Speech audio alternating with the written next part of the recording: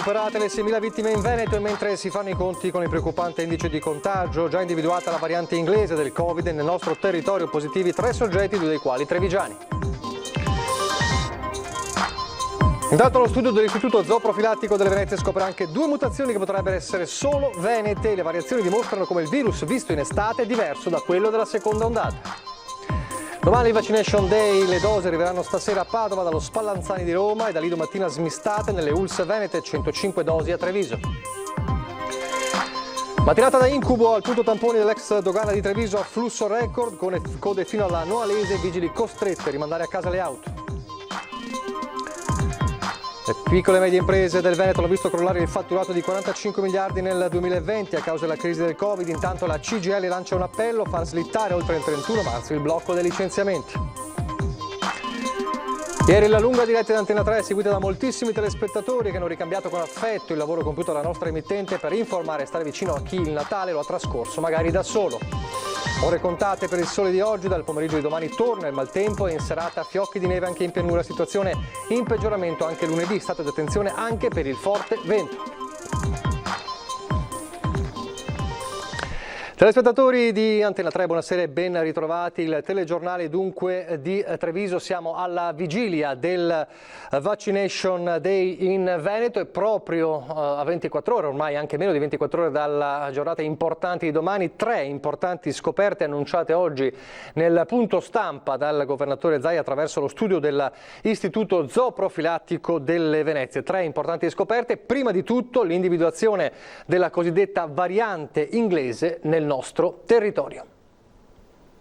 Quando tu ricevi o il telefonino fosse incenerito, se non fosse così, alle 23:59 della vigilia, cioè un minuto prima del Natale, abbiamo trovato il virus inglese, dico che questi signori sono da premiare e da ringraziare. Mentre ci si scambiava virtualmente o meno i primi auguri del Natale più anomalo di sempre, qualcuno in camice bianco metteva il punto su una svolta importante, l'Istituto Zooprofilattico delle Venezie, uno dei cardini della sanità veneta. Qui da mesi è iniziato il progetto di sequenziazione delle varianti del virus e qui la variante inglese è stata per la prima volta individuata in 3 pazienti veneti. 2 della provincia di Treviso, 1 della provincia di Vicenza, tutti rientranti dalla Gran Bretagna, 2 giovani, uno di poco superiore ai 40 anni. Un quarto soggetto, contatto stretto del vicentino, in fase di verifica. Tutti in isolamento. Uno strumento cruciale per studiare l'andamento del virus e fermare la diffusione della mutazione. Ma non è l'unica scoperta dello studio ancora in atto. Prima ancora di trovare la variante inglese, infatti, già a novembre sono state individuate 8 diverse mutazioni del virus e 2 di queste potrebbero essere soltanto venete. Abbiamo trovato delle mutazioni che abbiamo trovato solo in Veneto. Dovremo cercare più virus per vedere se queste varianti si sono realmente diffuse nel territorio. Potrebbero spiegare il preoccupante boom dell'indice di contagio in Veneto, ora ai massimi a livello nazionale? Troppo presto per dirlo, ma è una traccia chiave, come la terza importante scoperta dell'Istituto, e che riguarda le mutazioni del Covid nel corso di questi mesi, sintetizzate in 2 grafici. Ogni colore, ogni picco sono tipi di virus diversi, caratterizzati da mutazioni diverse. Allora, la prima questione molto evidente è che i virus della prima ondata, quali vedete in violetto, azzurrino e verde, sono diversi da quelli della seconda ondata. Quindi stiamo avendo a che fare con tipi di virus completamente diversi. Abbiamo scientificamente dimostrato che il virus estivo non c'entrava niente né con quello della prima fase né con quello che abbiamo adesso, quando tutti dicevano che avevamo le feste e la libertà estiva ha diffuso il contagio. Il contagio di oggi, dai dati che ci dà la dottoressa, non è con la mutazione che avevamo quest'estate. Il Covid cambia, muta come tutti i virus influenzali e per questo va studiato con precisione. Il vaccino coprirà, assicurano gli esperti, queste mutazioni, ma la lotta è ancora lunga e va affrontata sempre con rigore. Non ci sono assolutamente evidenze che il virus sia più aggressivo, che dia forme cliniche più gravi, né tantomeno che non risponda al vaccino. Diciamolo subito se questo può essere il dubbio.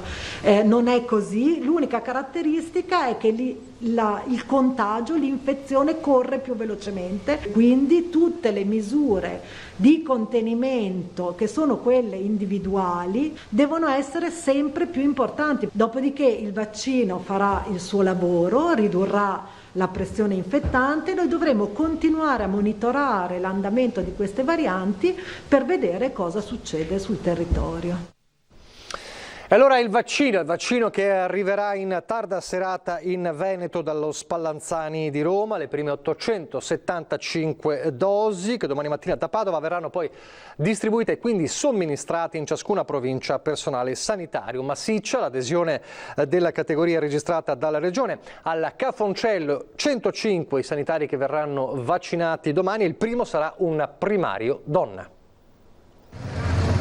Dal Brennero all'Istituto Spallanzani di Roma, da Roma all'aeroporto di Verona questa sera e da lì nella notte all'ospedale Giustinianeo di Padova. È il percorso delle prime 875 dosi di vaccino anti-Covid in arrivo in Veneto che domani saranno distribuite e somministrate in ogni provincia. Tutti i soggetti possono aderire volontariamente, verranno convocati all'inizio, adesso sono gli operatori sanitari a cui è stata mandata la nota per la vaccinazione secondo una stratificazione di rischio, abbiamo spiegato. Dopo, quando passeremo alla vaccinazione degli ultra ottantenni e poi così via per coorte, naturalmente tutti verranno informati e convocati per la sede vaccinale che è stata prevista. La grandissima parte degli operatori sanitari ha detto sì al vaccino. Abbiamo un'adesione che è oltre il 90%. 105 le dosi che domani mattina arriveranno direttamente da Padova all'ospedale Cafoncello di Treviso, dove per il Vaccination Day si riuniranno medici e operatori selezionati dall'ULSS 2 nei 3 ospedali Covid. Noi abbiamo già predisposto la lista, come ci è stato richiesto, delle persone che saranno vaccinate, che sono ovviamente in questo caso tutti ospedalieri in prima linea. Si spera già da gennaio, ma tutto dipende dalle dosi che manderà il commissario Arcuri, di partire con una vaccinazione importante all'interno degli ospedali e di tutti ovviamente i sanitari e i sociosanitari che sono in prima linea, e naturalmente parallelamente, ed urge questo, le residenze sanitarie, cioè le case di riposo. Il primo a vaccinarsi sarà un primario. Il direttore Benazzi preferisce non svelare il nome, ma annuncia: Non sarà una donna sicuramente.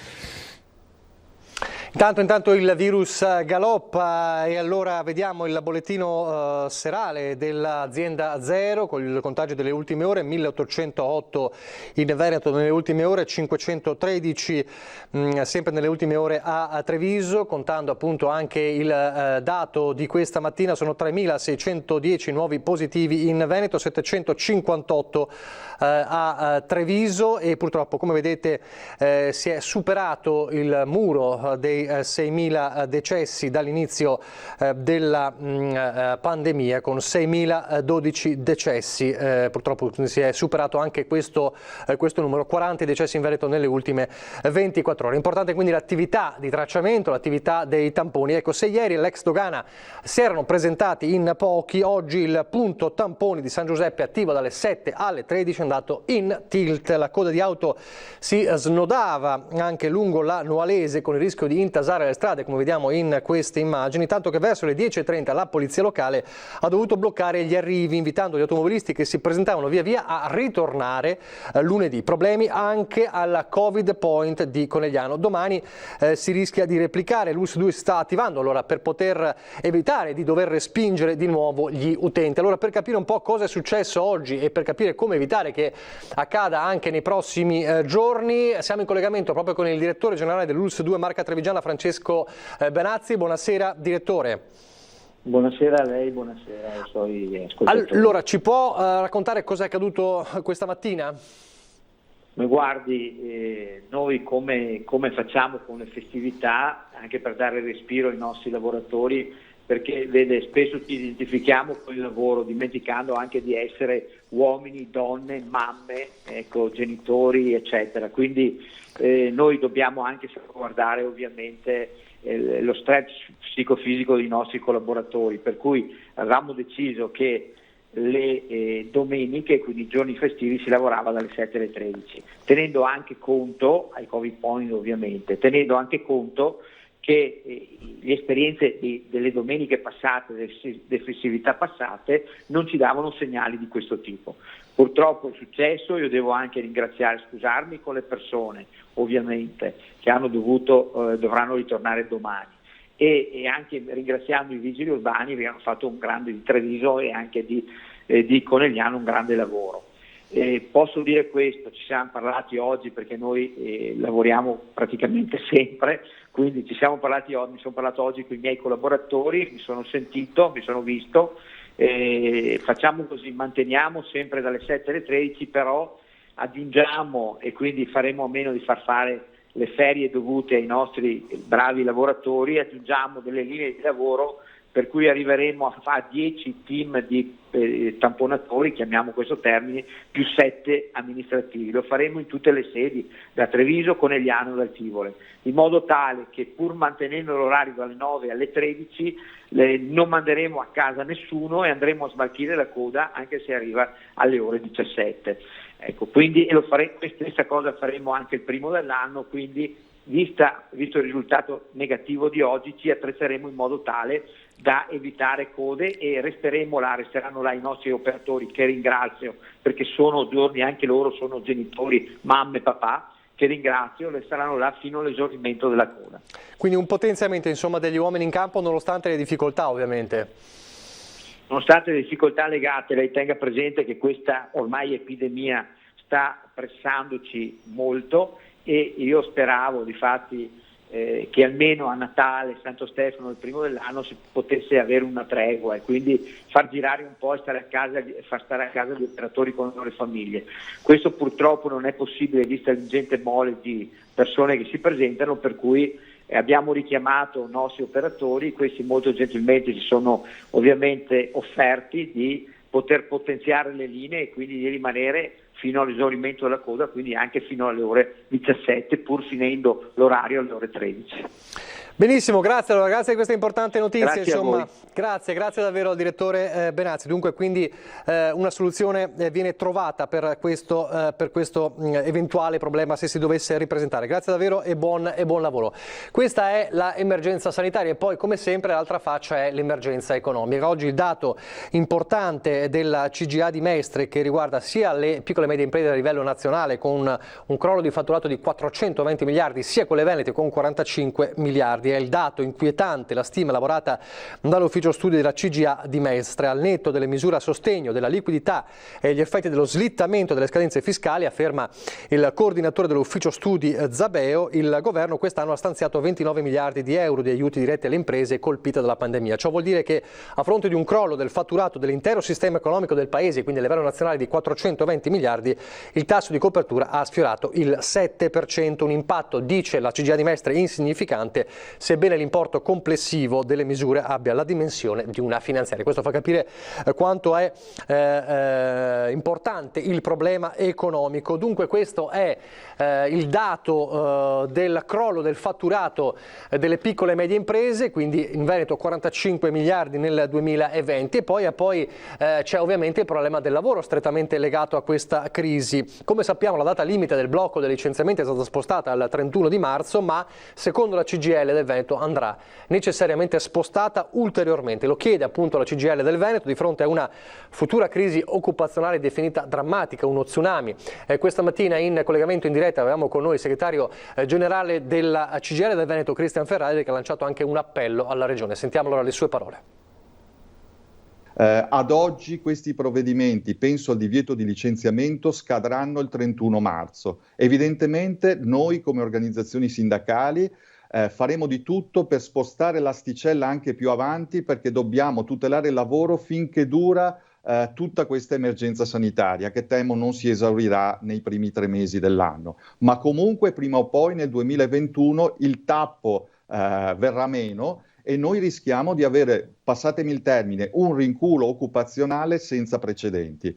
Anche qui Veneto Lavoro ha calcolato, una volta venuta meno il divieto di licenziamento, nell'ordine di decine e decine di migliaia i potenziali esuberi. Non possiamo permetterci di aggiungere a tutte le difficoltà economiche che viviamo, alla crisi sanitaria, anche un'ondata di licenziamenti di massa senza rete. Non lo sopporterebbe il sistema territoriale e la coesione sociale. Quindi noi dobbiamo tutelare il lavoro, affrontare non in maniera unilaterale con licenziamenti collettivi fatti dalla sera alla mattina, ma in maniera condivisa e partecipata il processo di inevitabile ristrutturazione del nostro sistema produttivo e soprattutto una cosa diciamo agli imprenditori e al sistema delle imprese: anche dopo il 31 marzo, prima di licenziare le persone, si devono utilizzare tutti gli strumenti a disposizione, che sono tanti, comprese le risorse, che non finiranno il 31 di marzo. Per questo noi diciamo, in particolare alla Regione Veneto, si faccia promotrice di un tavolo che affronti anche l'inevitabile ricaduta dell'emergenza economica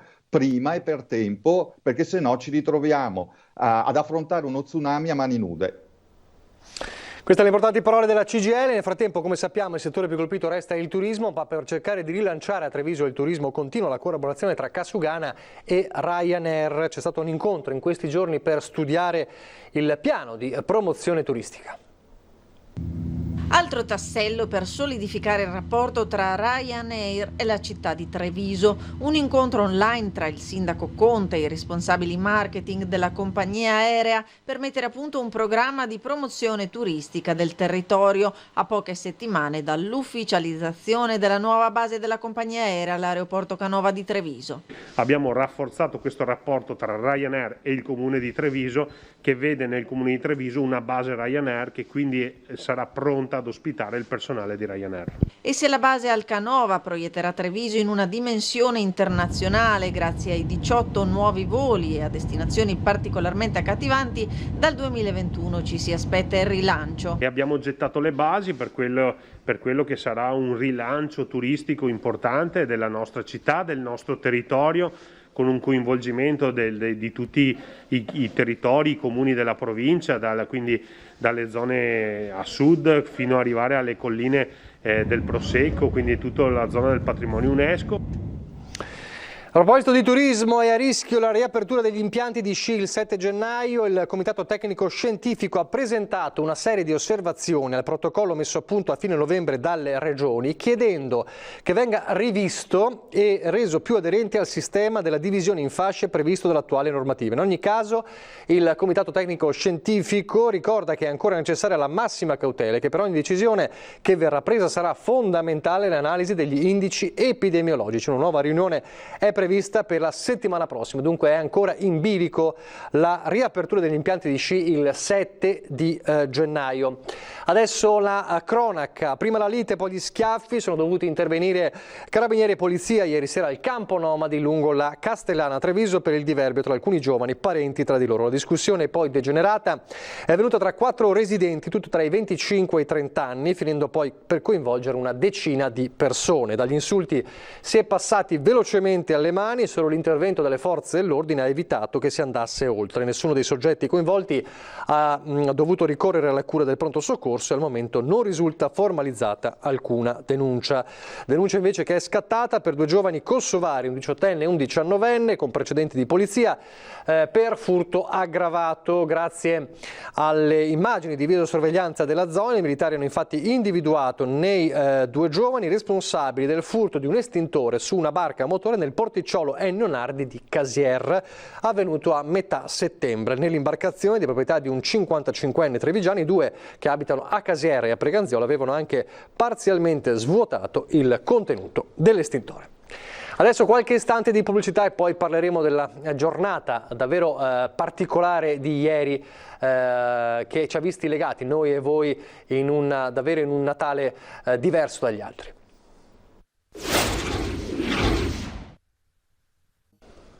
Rieccoci in diretta con il telegiornale di Treviso. Ieri la lunga diretta di Antenna 3 seguita da moltissimi telespettatori che hanno ricambiato davvero con affetto il lavoro compiuto dalla nostra emittente, che ha voluto non solo informare ma anche stare vicino alla gente, a chi il Natale lo ha trascorso magari da solo. Un Natale particolare per tutti, per noi e per voi. Allora rivediamo alcune delle immagini simbolo di questa giornata di ieri, quel Natale a casa con Antenna 3.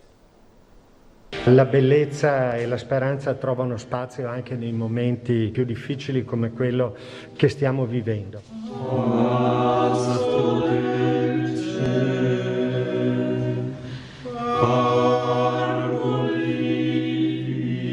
Ognuna ha portato un pezzetto di bellezza nella lunga diretta di Natale di Antenna 3, voluta per stare vicino a chi ha dovuto trascorrere questo giorno di festa lontano dagli affetti più cari. Uno sforzo ricambiato dagli ascolti e dall'affetto dimostrato con video, messaggi, telefonate. Voi siete sempre sul pezzo, non solo a livello giornalistico, ma anche a livello di cuore, perché farci compagnia in queste giornate vuol dire avere cuore. Siccome che ho 74 anni, vivo da sola,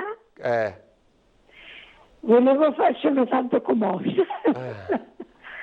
Mi dispiace, scusate un pochino. Ma di che? Allora, siamo qui per quello. Tanti auguri di buon Natale ai nonni, agli zii, agli amici vicini e lontani. Rebecca e Stefania, tanti auguri da Antenna 3. Ci siamo fatti tramite delle parole di speranza arrivate dalla Basilica di San Marco e dal Vescovado di Treviso. Un Natale segnato da non poche limitazioni imposte dall'autorità pubblica per il bene comune. Tutto questo non ci impedisce di fare Natale. Non dobbiamo rinunciare a darci forza, a lasciarci donare speranza, perché è questo il contenuto profondo della celebrazione del Natale.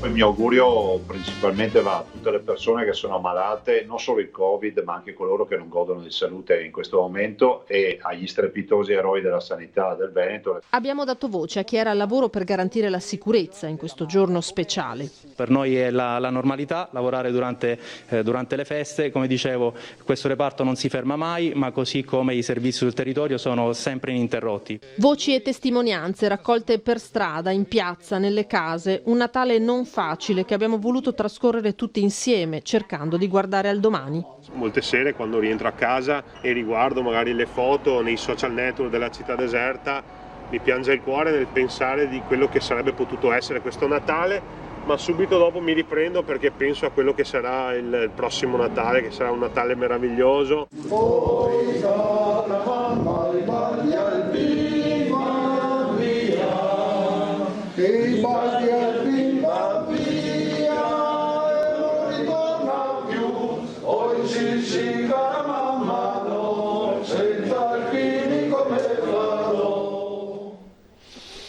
Grazie ancora per averci seguito davvero in tantissimi ieri. Nel corso poi della lunga diretta di Natale è particolarmente toccante la testimonianza di Renzo Gatto, ospite fisso peraltro della nostra trasmissione Agricoltura Veneta, e della moglie Ivana. Lui, contagiato, è rimasto intubato per 2 settimane, riuscendo alla fine a farcela. Per trascorrere il Natale in famiglia ha chiesto di essere dimesso con qualche giorno d'anticipo. Allora, rivediamo la sua testimonianza.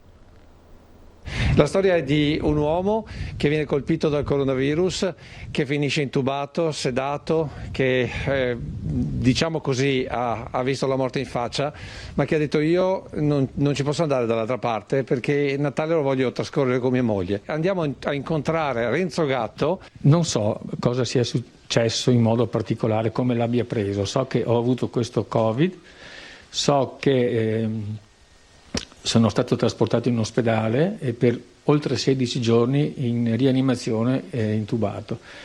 A detta degli stessi medici, la mia è stata una situazione drammatica perché hanno detto che per parecchi giorni sono stato più di là che di qua. Dopodiché le cose sono, come dire, virate in meglio e sono uscito. Perché tu volevi tornare a casa da Ivana? Sì. Loro volevano tenermi qualche giorno in più, però io ho avuto la fortuna di avere una moglie come Ivana, l'ho sempre detto anche in ospedale, perché o si esce insieme o diciamo è difficile uscirne da soli. Però non hai mai mollato? Non è del tutto vero. Ci sono stati dei momenti in cui non riuscivo più a farcela. Non è uno scherzo, è una cosa molto impegnativa. E i nostri medici, anestesisti, rianimatori, infermieri vanno aiutati. È la cosa migliore l'aiuto migliore che possiamo dare è quello di cercare di non ammalarci. C'erano delle giornate in cui ero particolarmente agitata e il bollettino dei medici mi confermava che la situazione non era buona. E dentro di me dicevo: resisti, che io resisto, io sono qua e aspetto. Questo mi sono detta.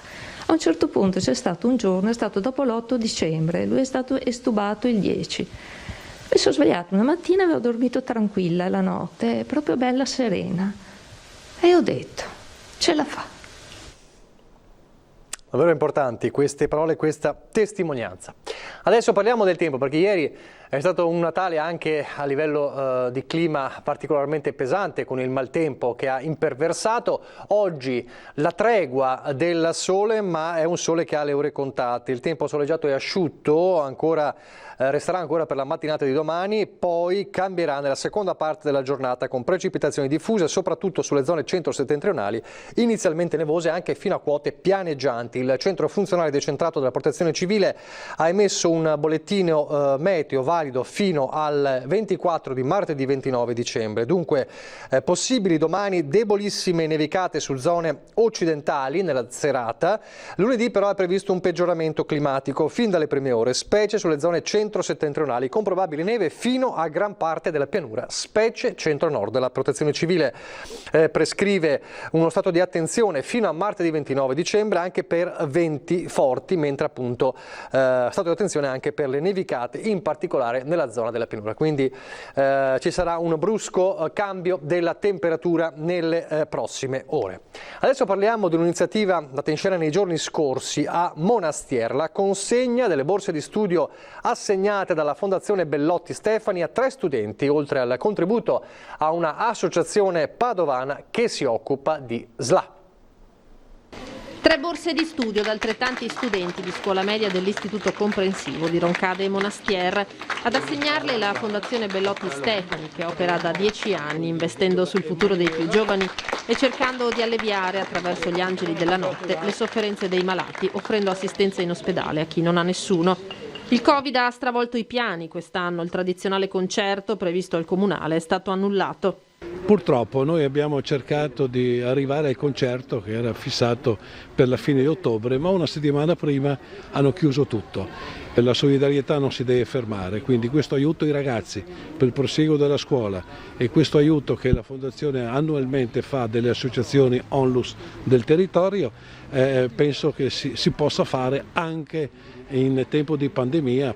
Un chiaro segnale di speranza per questi ragazzi, perché è la chiara dimostrazione che si possono raggiungere i più alti gradi di istruzione sebbene non si abbiano grandi mezzi economici.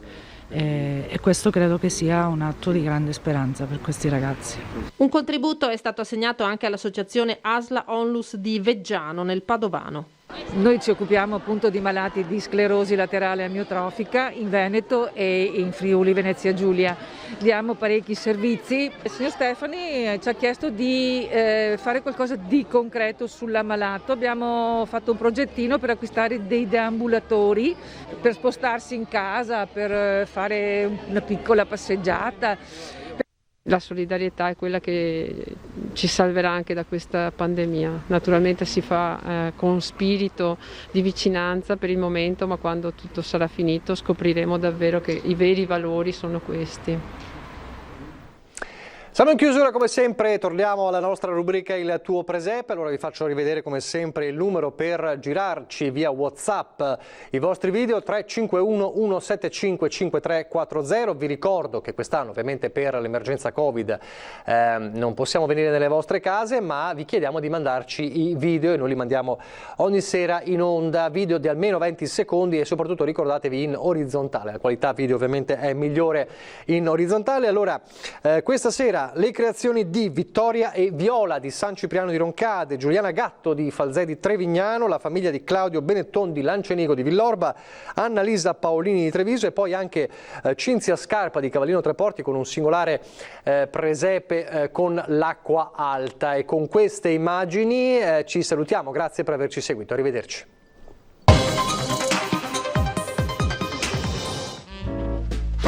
Ciao, siamo Vittoria e Viola di San Cipriano. 2 2020 e vorremmo presentarvi il nostro presente fatto con la radio di nostro nonno e con nostro papà Alessandro.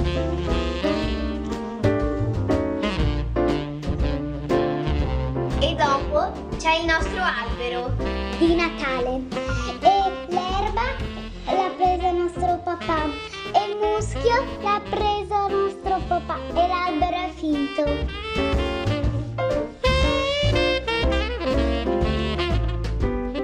Auguri di buon Natale! Auguri di buon Natale!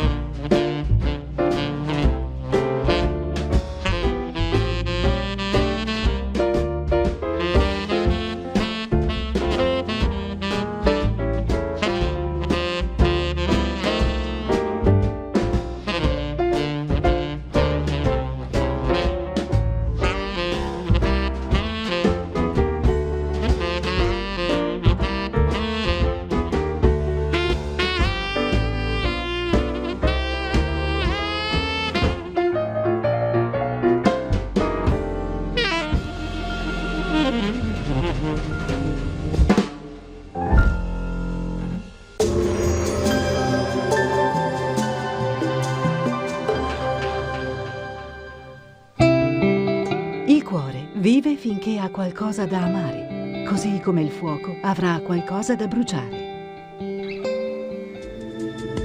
Bentrovati al meteo. Domenica in compagnia del bel tempo sul nostro territorio sarà una giornata tutto sommato buona. Il dettaglio di domenica 27 dicembre. Sul Veneto sarà asciutto e stabile, ben soleggiato su tutta la nostra regione. Graduale aumento della nuvolosità, soprattutto dal tardo pomeriggio e dalla serata. L'arrivo di una perturbazione porterà deboli precipitazioni, non si esclude anche qualche fiocco di neve durante la notte nelle aree di pianura. Clima tipicamente invernale con temperature in calo, minime sotto zero quasi ovunque, massime tra i 3 e i 5 gradi. Ci spostiamo ora sul Friuli Venezia Giulia, anche qui bel tempo, vedete, con ampio soleggiamento ovunque, il cielo sarà al massimo poco nuvoloso. In serata anche qui prime precipitazioni. Temperature minime tra 0 e meno 1 grado, massime sui 4-6 gradi. Infine diamo uno sguardo alla situazione del Trentino, Alto Adige, tanto sole anche qui con cielo sereno o al massimo velato, qualche addensamento, locali deboli nevicate in nottata. Temperature minime intorno ai meno 3, meno 4 gradi, massime sui 5 gradi all'incirca. Dal meteo di Antenna 3 per ora è tutto, grazie per l'attenzione e arrivederci.